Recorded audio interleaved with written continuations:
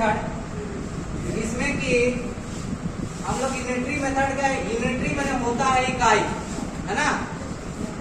इकाई जो मेथड है वो हम क्या इसमें जानेंगे, पहले इसको जानते हैं कि method in which the value of unit quantity is first obtained to find the value of any required quantity is called unitary method. इस मेथड में ये होता है कि कोई भी क्वांटिटी का जो है हम एक चीज का कोई वैल्यू निकालते हैं और फिर जितना भी क्वांटिटी का हमसे पूछेगा उतना का वैल्यू हम निकाल लेंगे। मान लिया कि हमको कोई बोला कि 8 चॉकलेट है जो 16 रुपीज में मिलता है और 8 चॉकलेट का दाम 60 रुपीज है और हमसे पूछ दिया कि 12 चॉकलेट का जो प्राइस है वो आप बताओ कि कितना है। तो हम इस मेथड के अनुसार जो पहले निकालेंगे कि एक चॉकलेट का दाम कितना है, उसके बाद जो है उस एक चॉकलेट का दाम जो ये जाएगा, उसके बाद जो जितना क्वांटिटी निकालने बोलेगा उतना क्वांटिटी से मल्टीप्लाई कर देंगे तो वो हमारा यूनिटरी मेथड आ जाएगा।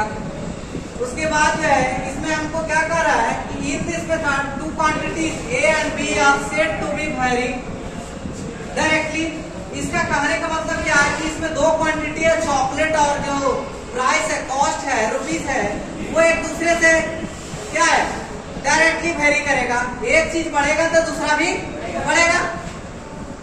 और यहाँ पे इसी को हम लोग ए और बी मान लिए हैं, इसमें कंफ्यूजन नहीं होनी चाहिए। और if the ratio A by B remains constant, अब ये क्या है रिमेन्स कांस्टेंट कहने का मतलब कि कोई भी वैल्यू तो को क्वांटिटी दिया हुआ है वो तो लेकर डिवाइड करे वो क्वांटिटी, तो वो हमेशा जो है कांस्टेंट ही आएगा, वो बदलेगा नहीं चाहे कितना भी आ जाए। इसमें एग्जांपल में लिए कि मोर आर्टिकल मोर कॉस्ट, ज्यादा वस्तु रहेगा तो उसका प्राइस भी ज्यादा होगा। लेस आर्टिकल लेस कॉस्ट, मतलब कि कम क्वांटिटी वाला आर्टिकल रहेगा यानी कि प्राइस भी उसका कम होगा। मोर मिनट पर मोर वर्क, आप देखो ज्यादा आदमी रहेगा तो ज्यादा काम होगा नहीं, और कम आदमी रहेगा तो कम होगा। तो ये देखो कि आदमी को बढ़ा रहे हैं तो काम बढ़ रहा है, काम होने का जो रेट है वो बढ़ रहा है, और आदमी कम कर दे रहे हैं तो काम होने का जो रेट है वो कम हो जा रहा है कि नहीं। तो इसीलिए हम लोग इस मेथड में जानते हैं कि ये डायरेक्टली वेरी करता है, मैंने एक क्वांटिटी को बढ़ाएंगे तो दूसरा भी बढ़ेगा, है कि नहीं। यूनिटरी मेथड जो है हम लोग जान चुके हैं कि कोई भी क्वांटिटी है उसका एक पहले निकालना पड़ेगा, एक क्वांटिटी का निकालना पड़ेगा और फिर जितना बोलेगा उतना क्वांटिटी का निकालेंगे।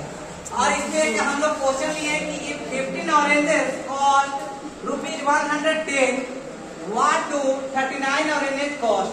अब क्या बोल रहा है ये क्वेश्चन हम लोग समझेंगे कि यदि जो है 15 ऑरेंज का जो प्राइस है, कॉस्ट है, कीमत है वो 110 रुपया है, तो व्हाट टू 39 ऑरेंज कॉस्ट, तो 39 ऑरेंज का कॉस्ट कितना होगा।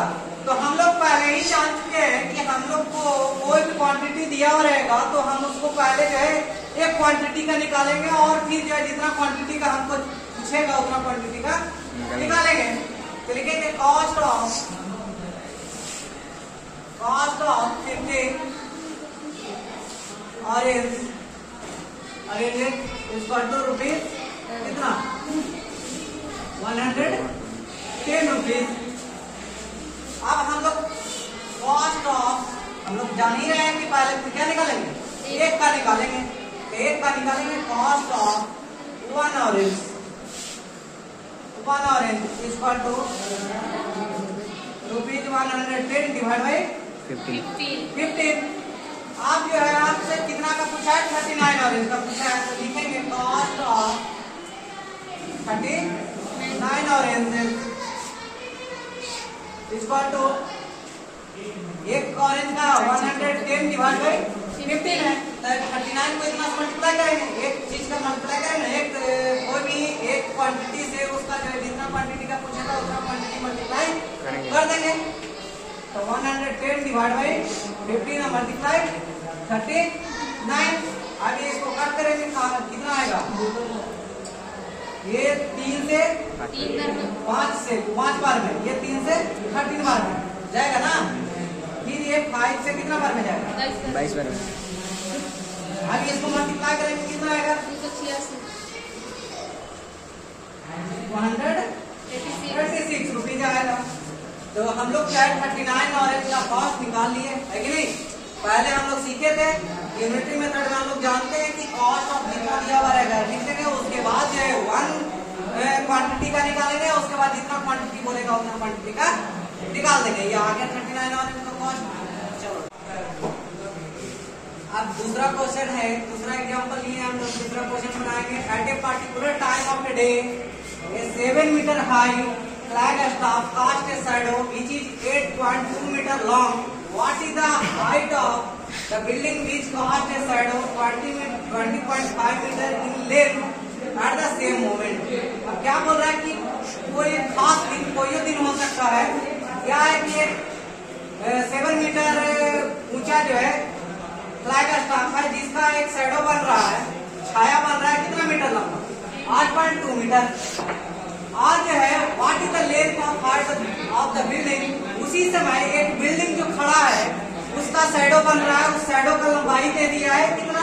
20.5 मीटर लेंथ दिया हुआ है। तो उस बिल्डिंग का जो है हाइट पूछा है, शैडो दे दिया है और हाइट पूछा है।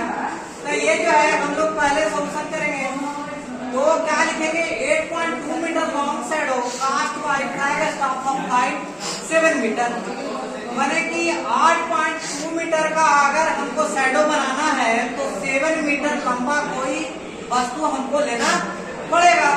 और फिर उसी के अनुसार हम लोग यूनिटरी मेथड से जाएंगे तो एक का निकालेंगे, एक क्वांटिटी का निकालेंगे। तो वही बोला 1 metre long shadow cast by flag staff of height 7 metre by 8.2 metre. और जो है हमसे पूछा है कि 20.5 मीटर लंबा शैडो बनाना है तो कितना ऊंचा बिल्डिंग लेना पड़ेगा।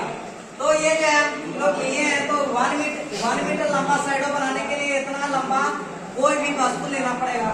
तो हमको 20.5 मीटर लंबा अगर कोई शैडो बनाना है तो कितना ऊंचा जो है कोई बिल्डिंग लेना पड़ेगा। तो कितना 1 क्वांटिटी का जितना आया है उतना मल्टीप्लाई 20.5 मीटर करेंगे तो हमारा जो है सॉल्यूशन मिल जाएगा। अब इसको जो है हम लोग करेंगे तो मीटर से मीटर ये जाएगा। उसके बाद जो है ये डेसिमल का बाद, डेसिमल हटाने के लिए ये क्या करेंगे? डेसिमल के बाद एक अंक है, इसमें भी डेसिमल के बाद एक अंक है, तो इसको हम लोग नलीफाई कर सकते हैं। नलीफाई कर दिए। अब इसको जो है ये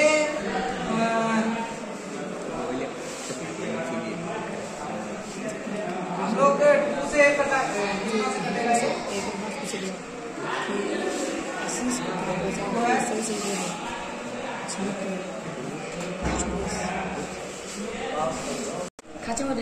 अभी डेसिमल से डेसिमल गया, ये 41 से 2 बार में जाएगा, ये 41 से 5 बार में जाएगा।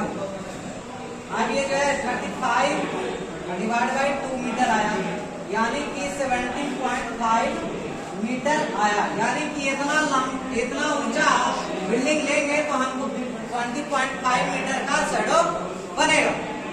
यही था ये क्वेश्चन का हल।